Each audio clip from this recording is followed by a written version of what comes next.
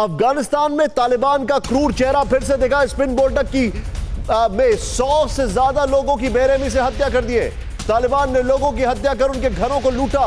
तालिबान ने अभी तक इन मौतों की जिम्मेदारी नहीं ली है। पाक अफगान सीमा स्पिन बोल्टक पर तालिबान का कब्जा है। नेक्स्ट ब्रेकिंग दिखाई और फिर दोनों ब्रेकिंग दिखाएंगे हम लोग। अफगान के ट्रांसलेटर के तालिबान ने की निर्मम हत्या।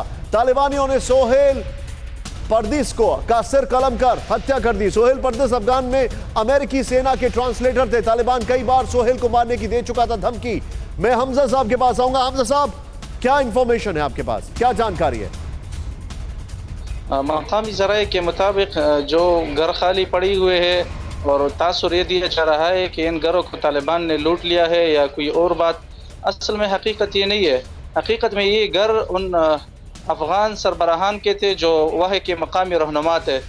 तालिबान आने की खौफ की वजह से उन्होंने घरों को खाली छोड़कर फ़रार हो गए हैं और इसके बाद मीडिया में प्रोपेगेंडा किया है कि ये घर तालिबान ने लूट लिए है या वगैरह लोगों को घरों से निकाला है।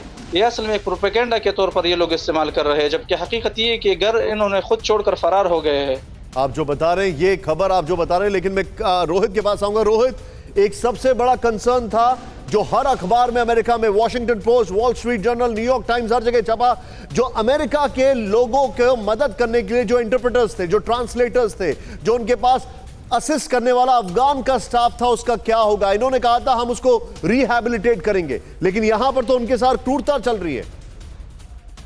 देखिए, अब निशांत, पिछले वीक स्टेट डिपार्टमेंट की ब्रीफिंग में सवाल उनसे पूछा गया था और कहा गया था कि उनकी गोपनीयता, उनकी सीक्रेसी बचाने के लिए ये नहीं कहा जा रहा अभी कि वो कहां से एयरलिफ्ट किए जाएंगे, वो कौन से थर्ड एक कोई कंट्री में लेके जाएंगे अफगानिस्तान से। और इनफैक्ट कल भी यहाँ पे एक बिल पास हो जिसमें 8000 और ऐसे स्पेशल इमिग्रेशन वीजा दिए जाएंगे अफगानिस्तानी लोगों को जिन्होंने हेल्प की थी अमेरिका की। लेकिन देयर इज कंसर्न, क्योंकि अभी तक कोई डिटेल्स नहीं है इसमें निशान कि ये कहां पे फैसिलिटेट होंगे, इनको कहां से लाया जाएगा। एक पेपर वर्क करना बहुत इंपॉर्टेंट है इनको अमेरिका में लाने से पहले, और इनका एक थॉरो बैकग्राउंड जो रिसर्च है, that's gonna take some time. सीधे यहां पर ये जो सवाल आपने जो एक वैलिड पॉइंट रखा है, कपिल सर, मैं चाहूंगा यहां पर सीधे राहुल वॉल प्ले करें। कपिल सर, मेरा ये सवाल आपसे बड़ा इंपॉर्टेंट है सर।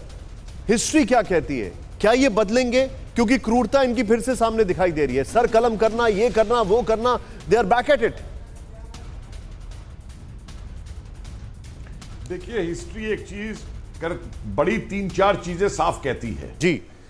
नंबर 1, अफगानिस्तान का जो टेरेन है, इस टेरेन के ऊपर कोई भी बाहर की पावर जो है कभी भी बियॉन्ड ए लिमिटेड टाइम अपना प्रभाव नहीं रख पाई।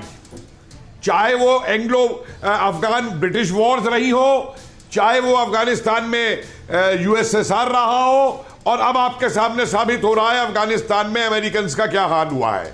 यह हिस्ट्री बहुत जरूरी है सामने देख के रखने के लिए। दूसरी बात, इस समय यहां पे ये मत भूलिए कि वहां पे अकेला अफगानी तालिबान ही नहीं है जो लड़ रहा है। ये बहुत इंपॉर्टेंट बात मैं आपको बता रहा हूं। वहां पे आईएसआईएस का जितना फाइटर सीरिया और उधर का था, वो सारा फाइटर वहां पे मौजूद है। अभी जो ये तालिबान वाले जिन्होंने सरेंडर किया और जिनको उन्होंने मार दिया, वो उनकी भाषा तक नहीं समझ पा रहे थे, ये अफगानी फोर्सेस, कि वो तालिबान वाले कौन सी भाषा बोल रहे थे। तो इस चीज को ये मत भूलिए, इस चीज को केवल अफगान की वॉर मत लीजिए।